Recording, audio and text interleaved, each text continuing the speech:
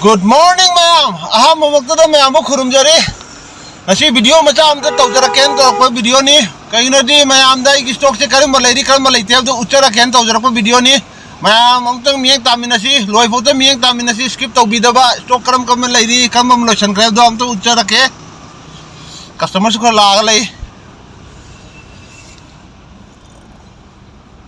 Ma'am, angtang miang tamin nasi. क्या लगेगा Macam apa macam lain mata kali. तुमने क्या लगेगा Suka macam. हमें सामने Aduh ma'am, ay giloksen kang daba yaw na ay am ta taksaram ge mamang duri ba petrol pump je sanga pump petrol pump masi ge opposite ta khama lai rabni adu customer su khara lai masi am to loisha lagai uchara ke ma'am tang ingminasi skip tawbino what sina tatu gen the तू जंग खाई 650 sina 750 pump sina 750 Kaya yun ge. karaman 750 le 750. adu ma'am haurase ay amam tawraga uchara ge ay stock ma'am se ma'am na sum apam yaw di thok be ani aham to sidi haujara ge si washcoat akhoi gi ahan man sing na su yam pam jaba washcoat tu ne kurta pajama da set pe aba modi coat hai do masi ju machu yan badi aina ahum khta yan jari ko ado machu budi yam lei di gai man yam ma'am lei do angau ba pam su angau bu su phangani masi gi jean jacket lei di mathang da pam jacket ma'am lei di pam jacket ma'am fajo fajo yaw ri ado ma'am pam jacket se 750 dani ko in thadok tarai se aduga full sina 850 only ma'am ton leng thok piro adhi ngasai gi modi ko tuna chatruk yang khai ko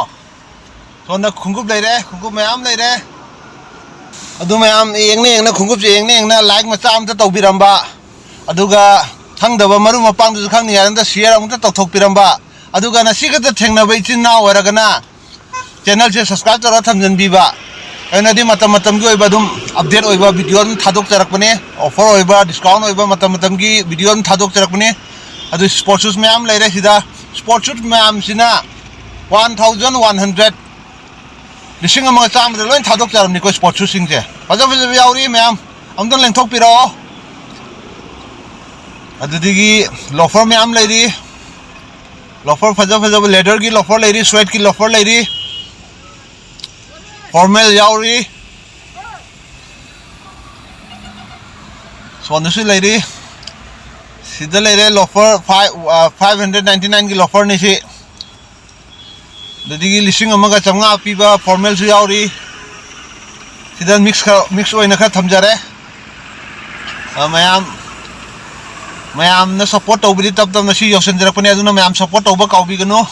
sida boot ma'am am leire Chelsea boot ma'am la leire apni Chelsea boot se yengan jarake paraga masi leire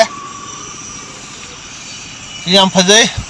stock ti yam san jaraktre masi numin mari mangani sure lakhiba ado stock se nong mi sum pis ani hom sum yong khalakpani na stock se leirak tabu mani ado ma'am apam yaudi amtan lengthok piro aduga amtang support tawbo ina momta paibiraga agona support tawbibo ina taw amta lengthok piro masi machu ani lakpane sonda machu leire sida machu leire masina price 1900 only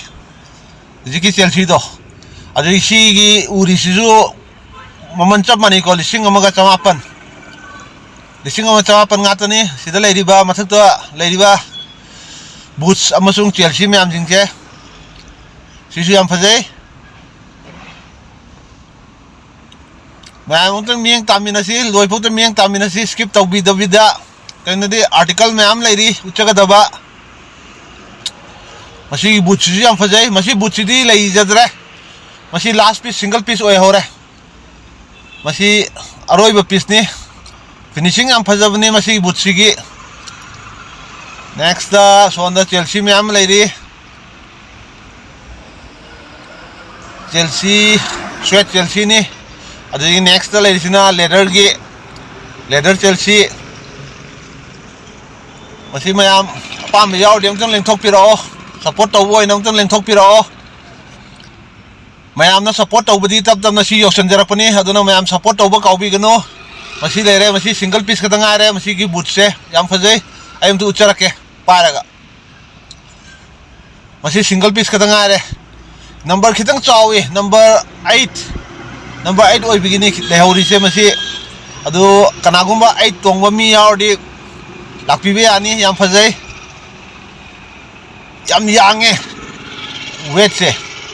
boot मानदे माई weight तदी माई सोलम तेंग बियो ma'am द हन्ना है ना वारो बतारे मैम ने एंग ने लाइक मचा अमदा तौबिरंबा माई फिनिशिंग जम तेंग बियो माई स्टिचिंग माई फिनिशिंग याम फजबने अदुगा खंगदब मनुम पांगदु खंगनि यादा शेयर अमता तौथोकपिरंबा अदुगा नसिगदा थेंगनबा इचिना वरगना वीडियो चैनल असे सब्सक्राइब तौर थम्बीबा मतम मतम की ओइबा वीडियो अदुम थादोकचरकपने अदु मयाम अमतन लेंथोकपिरो मयाम बु गाइदन लेरे मयाम बु गाइदना खामगा लेरे अदुगा आइगी टाइमिंग याम हंगबा यावी अदु आइगी टाइमिंग ना पुंग 12 दिगिना नुंदांग पुंग 3 फो एवरी डे एक्सेप्ट संडे दा आई लाक्ते अदु स्टॉक सु मयाम लेरिबनी मयाम सिदा नते स्टॉक से आई गाड़ी मनिंग सिदा मयाम पिक थना हाप थमी मयाम स्टॉक की नंग तो वाबिरुनु स्टॉक मयाम लेरी अदु मयाम त लेंथोक पिरो मयाम न सपोर्ट तौबदी तब तब नसी योसनजरपनी अदुना मयाम त लेंथोक पिरो अदुगा अरोय बना की लोकेशन त हाइजरम की ममांग दुरीबा संगाफम पेट्रोल पंप मसी की एक ऑपोजिट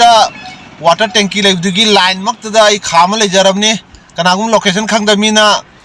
संगाफम पेट्रोल पंप दे एक यौरादी अदुम उबु फंगनी सोंदना हाफ जैकेट मैम लेरिबनी को मैम हाफ जैकेट की स्टॉक वाते मैम लेंथोक पिरो अदुना मसीगी हाफ जैकेट की मनुंग फार चंगते यंगन जगे तौबने याम फजै अदु इना फजै हमना दी याब नते अदु मैम न लागा यंगबिरगा खंगनी अदुना मैम मसीगी ओइनदी मतंग सिदै वीडियो से लोसनजरगे कईगुम ngang सोय ngam याव किताजु मैम ना ngakthok पियु याम हैसिंग न तौजरपन जदे अदुना नसीगी ओइनदी मतंग लोसनजरगे मैम बरोय बोइना खुरुमजरी।